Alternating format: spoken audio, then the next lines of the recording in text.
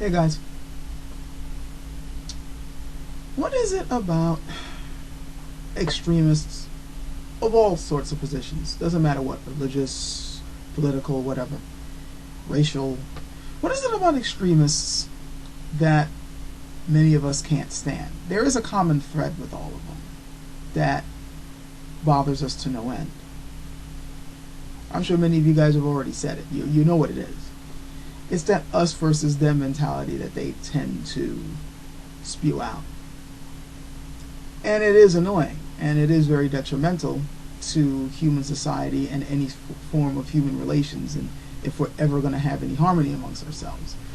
Just always this belief of it's us versus them, and it's more to the point of we're the good people, and they're the bad people, and we need to get rid of the bad people in order for there to be harmony for the good people.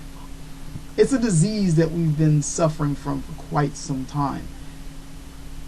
And it's even like, it's something that you can even see like hardwired into certain belief systems.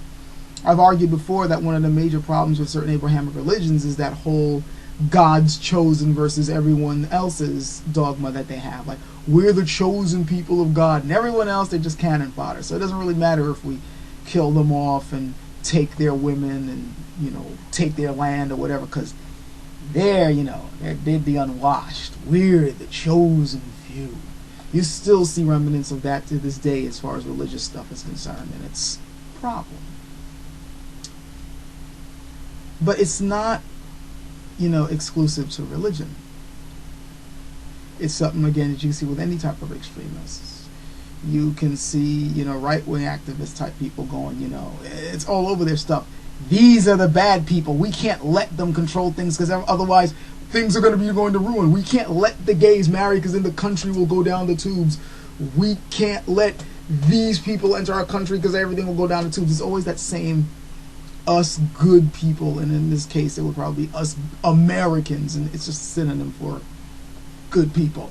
Us Americans have to watch out for them, whether it be immigrants, whether it be any other subgroup they don't like certain minorities, and they won't admit to that, but there are certain ones they don't like, whether it be gays, whether it be liberated women, whether it be someone who doesn't share the same political views. We've got to do something about those people. If only those people weren't here, things would be so much better. It's an insidious way of thinking. It's very dangerous, and it's not just with the poster child extremists. Let me give you an example if you don't understand. See, if you go with the Christians, they're always like, if it wasn't for the non-Christian people, if it wasn't for those atheists, or if it wasn't, we got to get rid of them somehow, or we got to shut them down, or we have to convert them. If only they weren't here, things would be so much better. We got to find some way to get rid of them. And they go to extreme means to do so. Muslims say the same thing about the infidels. We got to kill them off. If only they weren't here, we could have paradise on earth. Political guys, if only these people weren't here ruining our country, everything would be okay. Atheists, certain types in there. If it wasn't for these freaking Christians ruining everything around the world, these Muslims ruining everything, the world would be a better place. We need to find some way to get rid of these guys or shove them away. Can't we pack them off on a rocket ship and fly them off somewhere? Certain women. If it wasn't for the men, if only, men ruin the entire freaking world. If somehow we can neuter them or get rid of them or something, the world would be a better place. Left-wing activists, if only those freaking, Bible belt, Bible-thumping motherfuckers weren't here, maybe we can shift them off somewhere, the world will be a better place, and so on and so forth. Everybody slips into that, and it's very easy to do. Because we start linking the people with the bullshit ideologies. And it's not like, it's very easy to do. Even I have to remind myself sometimes not to think that way. You got the BS ideologies, and you got the, stupid ways of thinking, and then you got the people who latch onto it for whatever reason. Now, I'm not saying that you shouldn't fight people who are using this to harm others, but at the same time, we have to be careful not to start garnering that same type of hate speech or that same type of hatred against the other people, because they're just out there. And many times, the reason why they hold to these views is because, quite frankly, it's all they got.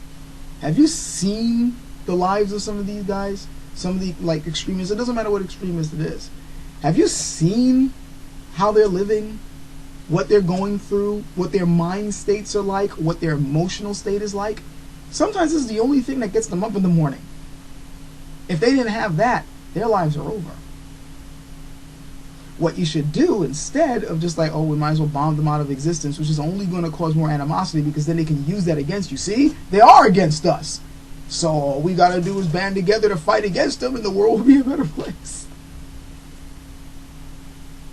Instead, you got to give them an alternative. You don't have to be living miserably. We can live comfortably here. But that's going to take a lot of bravery and getting rid of a lot of selfishness on everybody's part. Let's take the Middle East, for example. How much you want to bet if both sides were willing to give some ground, suddenly peace would be achieved? But no, they would rather perpetuate shit over and over and over again. And I don't care what anybody says. They're both perpetuating shit. They are not. Seriously. Both sides are guilty of some really heinous shit. So one of them's trying to, lambast everybody else for pointing that out, which really pisses me off, but that's a subject for another time. We have to be careful here. I'm finding this especially when I'm dealing with, free thinkers and the like, when we start talking about the problems that go around the world because of religion or because of extremist political thinking or whatever. We sometimes slip into this whole us versus them mentality just like they are doing. But that's the very thing that we get pissed off at them about. What we're pissed off about is the fact that they always have this this animosity towards anybody who doesn't go with their point of view. And they are trying to, browbeat everyone, to force them for their way of thinking. They cannot allow any form, of rebellion whatsoever on their way of life or their way of thinking.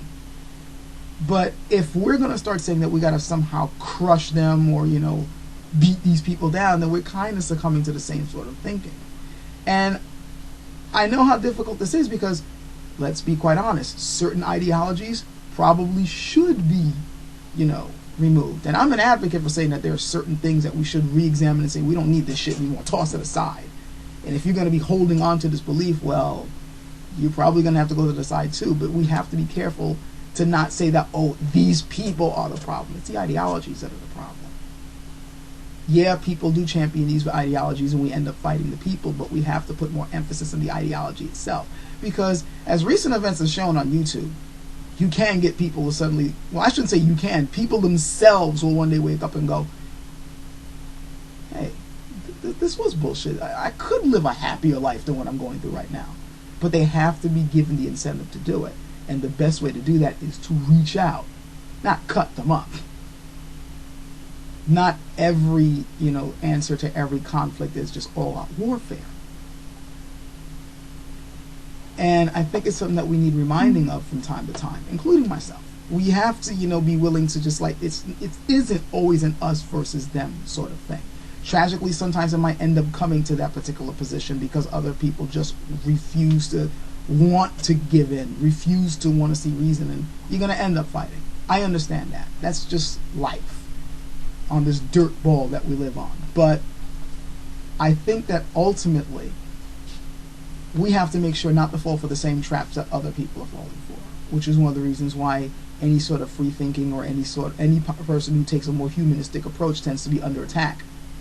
In fact, I have noticed that anybody who's taking a more humanistic approach tends to be attacked a lot more harshly than somebody who simply takes the opposite side.